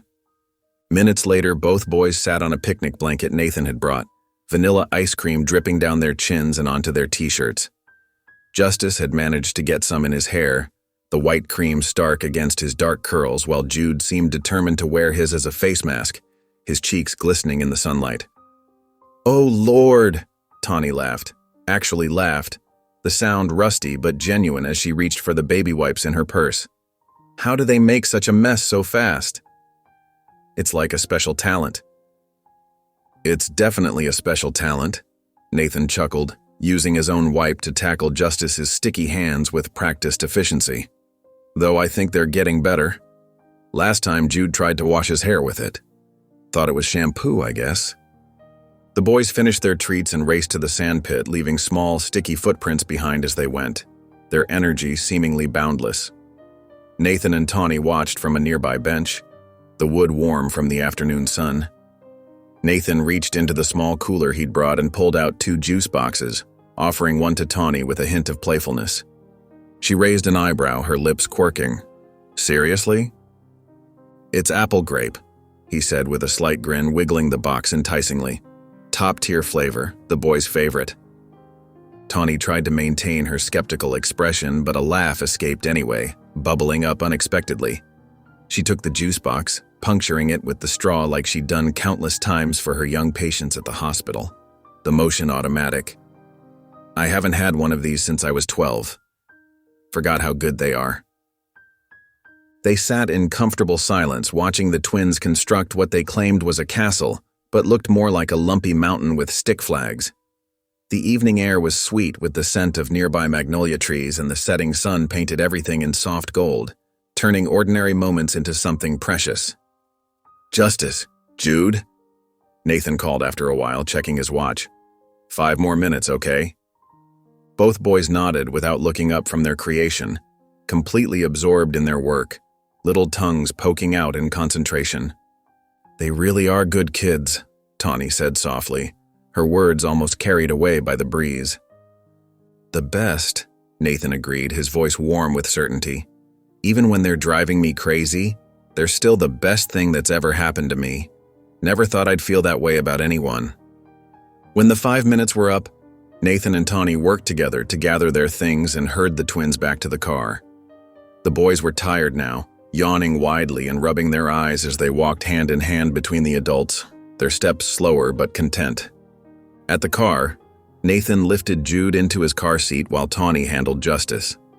They worked in sync, checking straps and adjusting buckles with practiced care, a dance they were learning together. The setting sun painted the sky in brilliant oranges and pinks, casting long shadows across the parking lot and turning windows into gold. As she clicked Justice's final buckle into place, Tawny straightened up and met Nathan's eyes over the car roof. Her voice was quiet, almost vulnerable, stripped of its usual defenses. "They're happy, Nate. That scares me more than anything."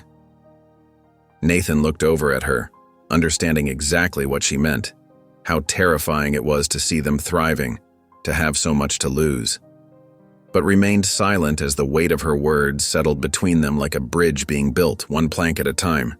Nathan stood back, hands on his hips, surveying the modest decorations in his backyard. Blue streamers fluttered from the oak tree branches, catching the morning light.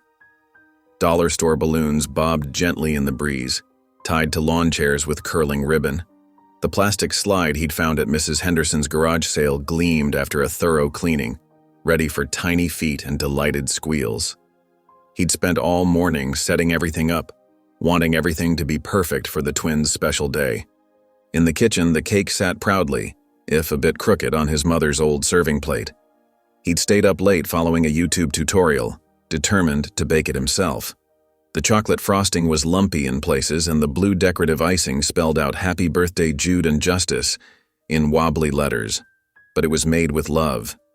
That had to count for something. He'd had to start over twice when the first attempts fell flat or burned. But the third try had turned out decent enough.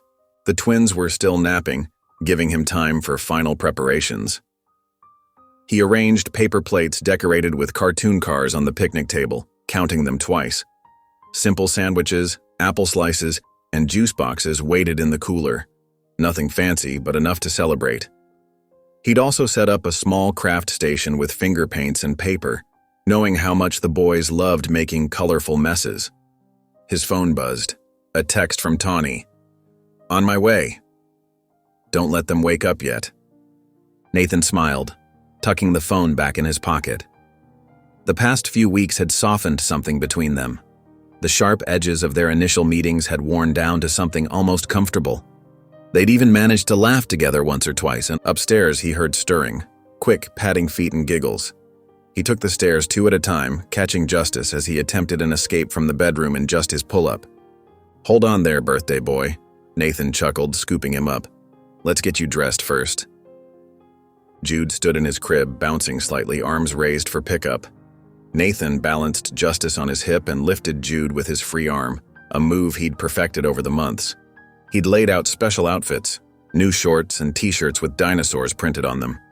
Getting 2 squirming toddlers dressed was like trying to wrangle excited puppies, but Nathan had learned patience. He gently guided small arms through sleeves and tiny feet into socks, all while fielding curious questions and wiggles. "Cake?" Justice asked hopefully, pointing at his shirt where a small dinosaur held a birthday present. "Soon," Nathan promised, helping Jude with his shoes. "Very soon." The crunch of gravel announced Tawny's arrival. The boys perked up at the sound, recognizing it instantly. "Tawny! Tawny!" they chanted in unison, stomping their feet with excitement. Nathan led them downstairs just as Tawny knocked. She entered carrying 2 wrapped boxes and a shopping bag, her usual stern expression softened by excitement she couldn't quite hide. Her hair was styled differently today, and Nathan noticed she'd worn a bright yellow blouse instead of her usual practical scrubs. "Happy birthday, babies," she said, setting down her packages to accept their enthusiastic hugs. She looked up at Nathan. "The yard looks nice." Coming from Tawny, it was high praise. Nathan nodded his thanks, feeling oddly pleased by her approval. "Who's ready for presents?" Tawny asked, and the boys jumped up and down, their energy infectious. She'd brought them new sneakers, practical but fun with light-up soles that made the twins stomp around the living room in delight. Nathan appreciated how she always thought of things he might miss. The second box contained matching toy trucks that immediately became the center of attention. Outside, the late morning sun had warmed everything perfectly. The boys made straight for the slide, taking turns climbing up and zooming down while Nathan and Tawny set out the food. "You baked?" Tawny raised an eyebrow at the homemade cake. "Tried to," Nathan admitted. "It's a little rustic." "It's good that you did," she said quietly. "Rosa would have liked that." The mention of Rosalind didn't sting like it used to. Instead, it felt right to remember her today, to honor her in this celebration of her sons. When it was time for cake, Nathan and Tawny gathered the boys at the picnic table. Together, they sang "Happy Birthday," their voices joining in a surprisingly pleasant harmony. The twins clapped along, beaming at the attention, their eyes wide with wonder at being the center of such joy. "Make a wish," Nathan said, helping them blow out the candles. What followed was joyful chaos. The boys attacked their cake slices with enthusiasm, frosting ending up everywhere but in their mouths. Nathan snapped Polaroids, capturing their chocolate-covered grins and sticky fingers. Justice smeared icing across his forehead like war paint, while Jude methodically dismantled his slice into tiny pieces before eating each one. Justice eventually climbed into Nathan's lap, leaving chocolatey handprints on his shirt. Nathan didn't mind. He hugged the little boy close, breathing in the sweet smell of cake and sunshine and childhood. These moments were worth every stain, every mess, every sleepless night. Across the table, Jude wobbled on his feet, then made his way to Tawny. She caught him automatically, settling him on her knee. For a moment, surprise flickered across her face. Not at the action, but at how natural it felt. How right. She gently wiped chocolate from his chin with her thumb, her usual guardedness momentarily forgotten. Later, they spread out a blanket on the grass. Nathan brought out bubble wands, and the air filled with rainbow-tinted spheres floating on the breeze. The twins chased them, shrieking with laughter every time one popped on their fingertips. Justice tried to catch them in his mouth while Jude watched in fascination as they drifted skyward. The afternoon light turned golden, casting everything in a warm glow. String lights Nathan had strung between trees began twinkling as dusk approached. The boys' energy finally started to fade, their steps getting slower, their giggles softer. They'd played hard, celebrating with every fiber of their little bodies. Nathan gathered them close as they settled on the blanket, one tucked under each arm. Their eyes grew heavy as they watched the last bubbles drift away. Soon, their breathing deepened into the peaceful rhythm of sleep. Justice's thumb found its way to his mouth while Jude clutched a small truck against his chest. Tawny pulled out her phone, capturing the moment quietly. Nathan looked down at the sleeping boys, his heart full of a joy he never thought he'd feel again. When he looked up, Tawny was watching them with an expression he'd never seen before. Open, unguarded, almost tender. "They really love you," she said softly. Nathan smiled, holding the boys a little closer. No words seemed adequate for the warmth in his chest, the rightness of this moment, the feeling of complete belonging. In his heart, he knew with absolute certainty. This was home. Morning sunlight streamed through the kitchen window as Nathan gathered sticky paper plates and balloon strings from the twins' birthday celebration. The house was peaceful, filled only with the soft sounds of the boys napping upstairs and the gentle whir of the ceiling fan. He couldn't help but smile, remembering yesterday's laughter and joy. In the kitchen, a bright splash of color caught his eye. There, held to the fridge with a magnetic alphabet letter, was a Polaroid photo. His heart warmed at the image, Tawny sitting cross-legged on the grass. Both boys tumbled in her lap as she read them a story. She must have left it before heading back to the inn last night. The corners of his eyes crinkled as he studied their happy faces. Justice's little hand reached toward the camera, while Jude nestled against Tawny's shoulder, eyes wide with wonder at whatever story she was reading. The morning passed quietly as Nathan tidied the yard, collecting deflated balloons and taking down streamers dampened by the morning dew. The plastic slide would stay. The boys had already claimed it as their favorite spot. He gathered the last of the party debris into a garbage bag, satisfied with how the celebration had turned out. The twins' delighted squeals still echoed in his memory, their chocolate-smeared faces when they dug into their first-ever birthday cake. Around mid-morning, Nathan walked down his gravel driveway to check the mailbox. Bills, a hardware store circular, and a thick manila envelope caught his attention. The return address showed a law office in Chicago. Puzzled, he tore it open right there by the mailbox, the gravel crunching beneath his shifting feet. His hands began to shake as he read the formal letterhead. The words "petition for custody" jumped out at him, followed by "filed by Tawny Matthews." The rest of the legal document blurred as blood rushed in his ears, the paper trembling in his grasp like autumn leaves in a storm. "No," he whispered. "No, no, no." He fumbled for his phone, pulling up Tawny's number with trembling fingers. The call went straight to voicemail. He tried again. And again. Nothing. Each unanswered ring felt like a betrayal cutting deeper than the last. The day crawled by in a fog of disbelief and growing anger. Nathan went through the motions, feeding the boys lunch, reading their favorite books, playing with blocks on the living room floor. But his mind kept circling back to that envelope, now sitting like a bomb on his kitchen counter. Every time he looked at the twins, his chest tightened with fear. By evening, a light rain had started, casting everything in gray mist. Nathan bundled the twins into their car seats and drove to Tawny's Inn on the edge of town. His windshield wipers squeaked against the drizzle as his truck pulled into the parking lot, headlights cutting through the gathering darkness. There she was, loading a suitcase into the trunk of her rental car. The sight of her casual movements, as if she hadn't just shattered his world, made his chest tight with fury. She looked up, caught in the beam of his headlights like a deer frozen in place.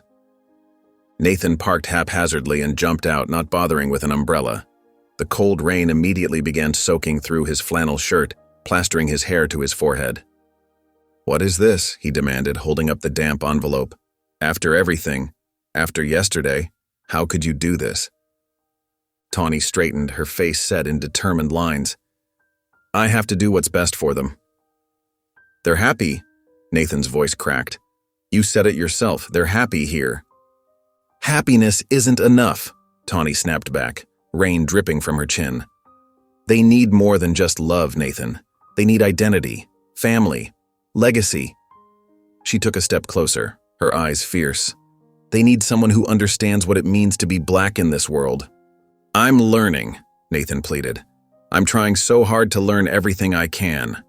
"But you'll never truly understand," Tawny cut him off. "You can't, and they deserve someone who does."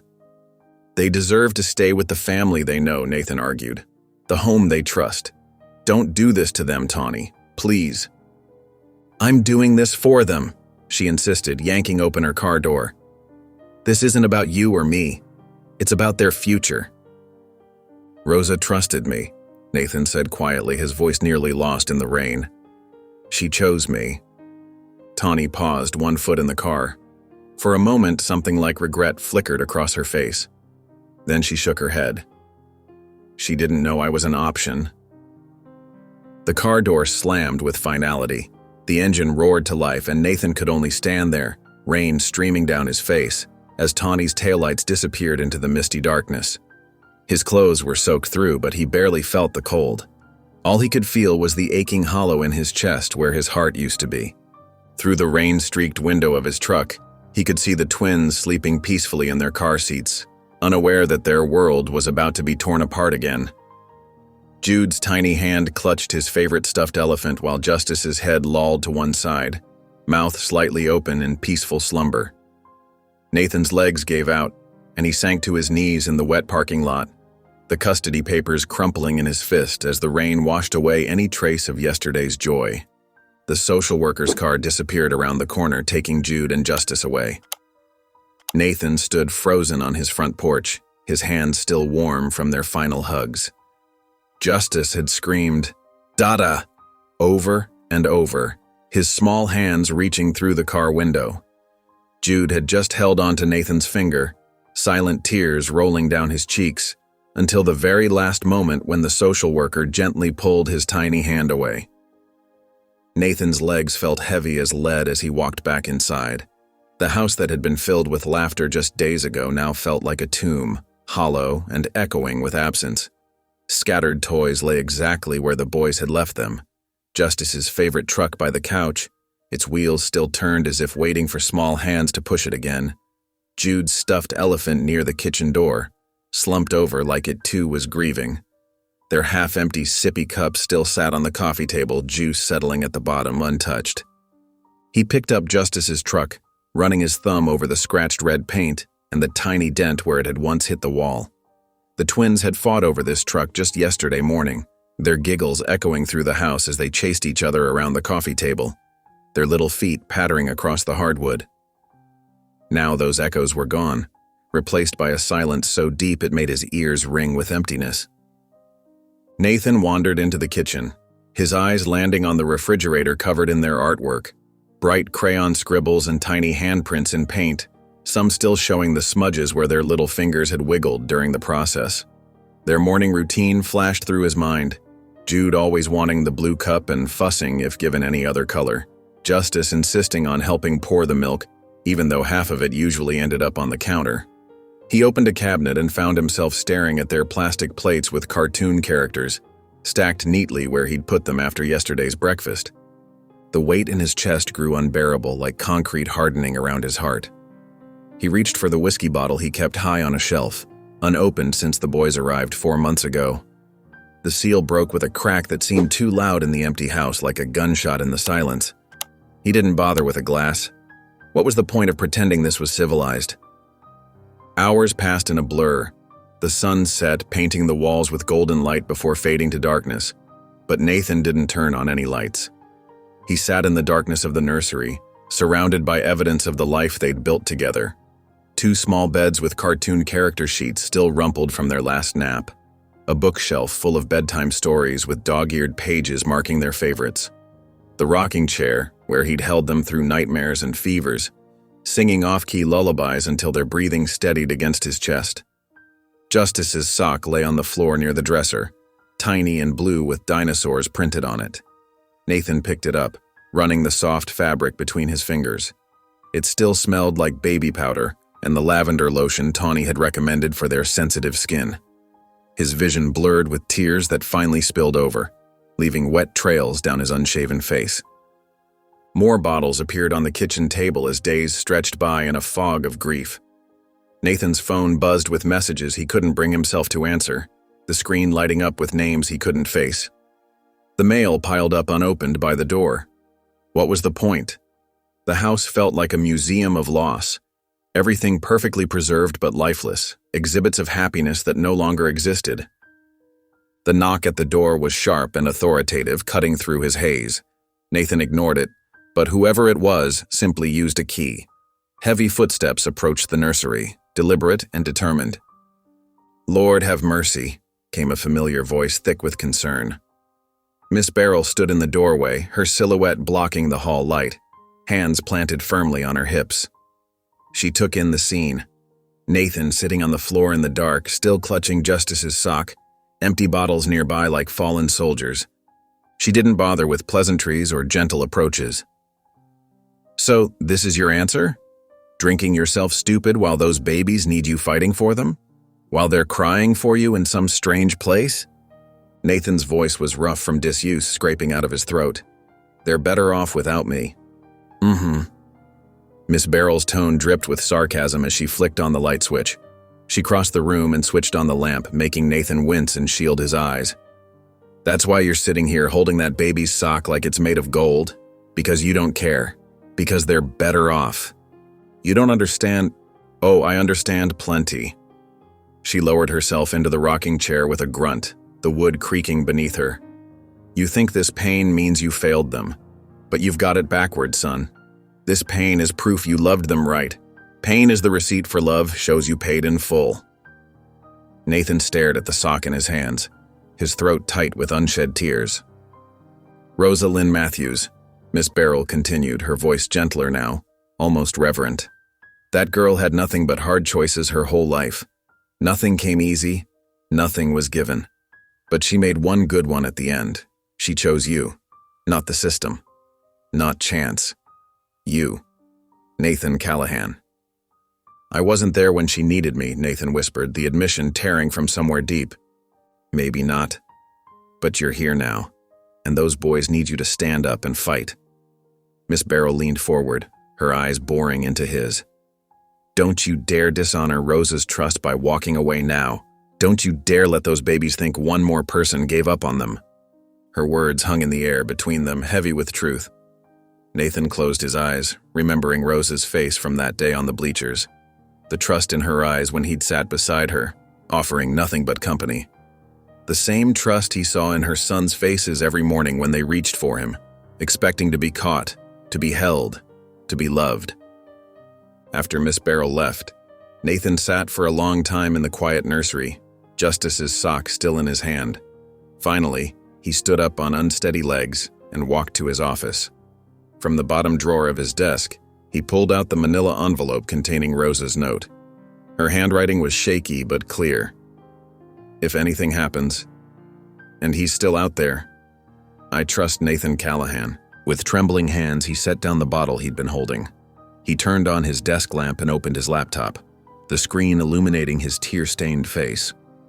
Working through the night, fueled by determination rather than alcohol, he began gathering everything. Photos of the boys' daily life at the park, at bath time, at meals. Medical records showing their perfect checkups and growth charts. Detailed journal entries about their routines and milestones. Each piece of evidence showing a home filled with love, stability, and dedication, proof that 2 little boys belonged with him. The sun was rising when he finished, painting the sky the same pink as Justice's favorite shirt. The folder was thick with proof of the life they'd built together. A testament to 4 months that had changed everything. He placed Rosa's note on top, her final act of trust leading the way back to her sons. The morning sun cast long shadows across the courthouse steps as Nathan straightened his tie one last time.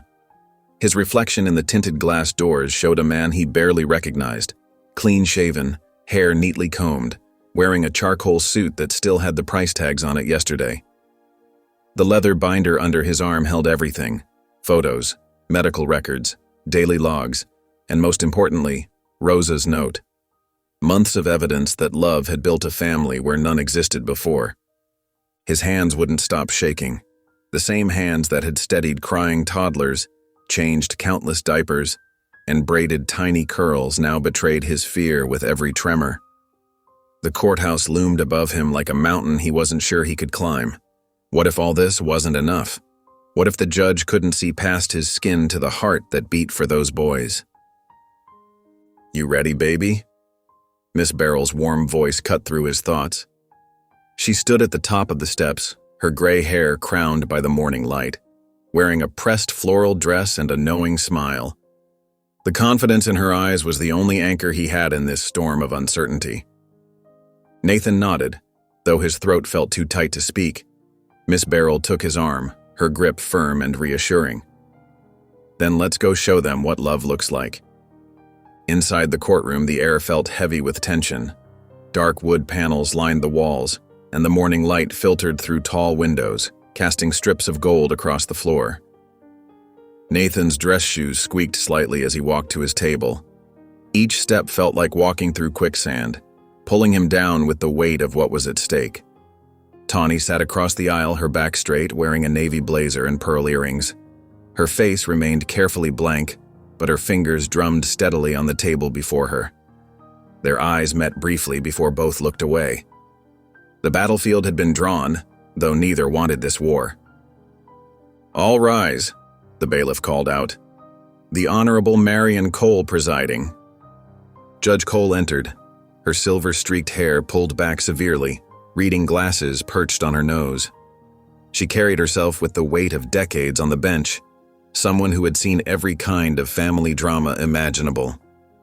Her gaze swept the courtroom as she sat, taking in both parties with careful consideration. "In the matter of custody regarding minors Jude and Justice Matthews Callahan," she began, her voice clear and measured. "We'll hear testimony from both parties. Mr. Callahan, you may begin." Nathan's legs felt wooden as he walked to the witness stand. After being sworn in, he pulled out the first photo, the twins on their first morning with him, still in borrowed pajamas, their tiny faces still puffy with sleep but already looking at him with trust. "I met them on a Tuesday," he started, his voice rough. "They were alone on a bench in the permit office, just waiting. Jude walked right up to me and lifted his arms." He swallowed hard.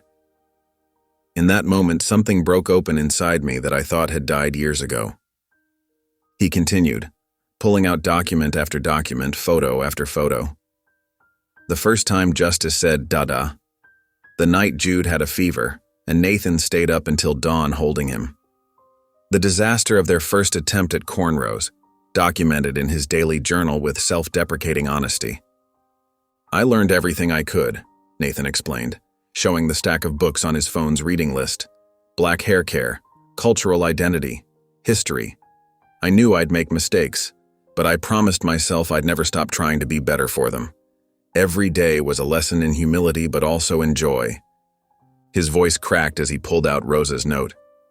The paper was worn now from being unfolded and refolded so many times, the creases soft with handling. "Rosa trusted me with her sons. I didn't know why at first. We only spoke once in high school, but..." He paused, gathering himself. "She saw something in me that day, something worth trusting. I've tried every day to be worthy of that trust." The courtroom had gone completely still. Even the usual shuffle of papers had ceased. Nathan looked directly at Tawny, his eyes bright with unshed tears. "I know what you're afraid of," he said softly. "You're afraid they'll lose their heritage, their identity, their connection to who they are. You're afraid love isn't enough." He took a deep breath. If you can give them something I can't, if taking them away is truly what's best for them, I won't stand in your way. But please know, I've never loved anyone more than I love those boys." The silence that followed felt eternal. Then Tawny slowly rose to her feet, her own eyes glistening. "Your Honor," she said, her voice clear despite its tremor, "I was wrong." She looked at Nathan, really looked at him. "I don't want to take them from you. I want to raise them with you." Judge Cole removed her glasses, studying them both carefully. After a long moment, she nodded. "Joint custody and shared guardianship granted. This court recognizes both parties as legal guardians of Jude and Justice Matthews Callahan." The crickets sang their evening chorus as Nathan settled onto the weathered porch swing, a twin tucked securely against each side. Jude's curls tickled his left arm while Justice snuggled closer on his right, both boys fighting sleep after their bedtime milk. Their matching Batman pajamas were already wrinkled, and Nathan could feel the gentle rise and fall of their breathing against his ribs. The July air hung warm and sweet around them, carrying the scent of fresh-cut grass and distant rain. Fireflies danced in the darkening yard, their tiny lights blinking like earthbound stars. Justice pointed a sleepy finger toward them, mumbling, "Look, Dada," before his hand dropped heavily back to his lap. Nathan pushed the swing gently with his feet, the familiar creak of the chains mixing with the nighttime sounds. The motion was hypnotic, peaceful, so different from the tense uncertainty that had gripped them all just weeks ago. Now the farmhouse felt truly alive, filled with the kind of warmth that came from more than just summer heat. The screen door squeaked open behind them, and Tawny stepped out carrying 2 steaming mugs. She'd kicked off her shoes hours ago, padding across the wooden boards in mismatched socks, one purple, one striped. Her scrubs from her hospital shift were replaced with soft yoga pants and an oversized t-shirt that read, "Chicago Medical Center." "Thought you might need this," she whispered, carefully handing Nathan a mug of coffee before settling beside him on the swing. The fresh weight shifted their gentle rhythm, but neither twin stirred. Justice just burrowed deeper into Nathan's side while Jude's thumb found its way to his mouth. They sat in comfortable silence, sipping their coffee and watching the fireflies. There was no need to fill the quiet with words anymore. That tension had melted away like morning dew. Now they moved around each other with the ease of people who had found their rhythm, their shared purpose stronger than their past differences. "I registered them for that preschool program," Tawny said softly, her voice barely carrying over the cricket song. "The one with the cultural enrichment focus. They have spots open for fall." Nathan nodded, careful not to disturb the sleeping boys. "Did you show them the photos of the playground? Justice hasn't stopped talking about the big blue slide since you mentioned it." They loved it. She smiled, watching Justice's peaceful face. "The director said they have other transracial families too. They do parent education nights, community gatherings. Could be good for all of us." "Perfect," Nathan agreed. He shifted slightly as Jude's weight grew heavier against him. "Speaking of education, I've been thinking about that trip you mentioned. To Chicago?" Tawny's eyes lit up. "Rose's old neighborhood, you really want to do that? They should know where they came from, where she came from." Nathan's voice grew softer. "Maybe we could visit her favorite places, talk to people who knew her, take lots of pictures for when they're older." "I'd like that," Tawny said, reaching over to brush a stray curl from Justice's forehead. "Mama still lives in the old house. She'd love to meet them, show them Rose's room. It's exactly like she left it." They fell into another comfortable silence, broken only by the gentle snores of 2 tired toddlers. The coffee cooled in their mugs as they discussed logistics in whispered tones, holiday schedules, weekend arrangements, doctor's appointments. There was no hint of romance between them, no awkward tension. Instead, there was something far more valuable: mutual respect, shared purpose, and the deep understanding that came from loving the same children. Justice stirred slightly, his little hand clutching Nathan's shirt. "Dada," he mumbled in his sleep, and both adults smiled. Tawny leaned back, her eyes finding the stars that were beginning to peek through the purple twilight, the same stars that had watched over Rosa, that now watched over her sons. "Thank you," she said quietly, "for loving them the way you do." Nathan looked at her, really looked at her. This woman who had gone from adversary to ally, from stranger to family. "Thank you for trusting me," he replied simply. The porch light cast a warm glow over them all. Nathan with a sleeping boy tucked under each arm, Tawny curled comfortably at the other end of the swing. Two people from different worlds, brought together by love and loss and the legacy of a woman who had seen something in both of them worth trusting. And somewhere in the stillness, they begin again. If you enjoyed the story of Nathan, I handpicked this next story that you will enjoy. Please don't miss this one. Click here to watch it. And somewhere in the stillness, they begin again. If you enjoyed the story of Nathan, I handpicked this next story that you will enjoy. Please don't miss this one. Click here to watch it.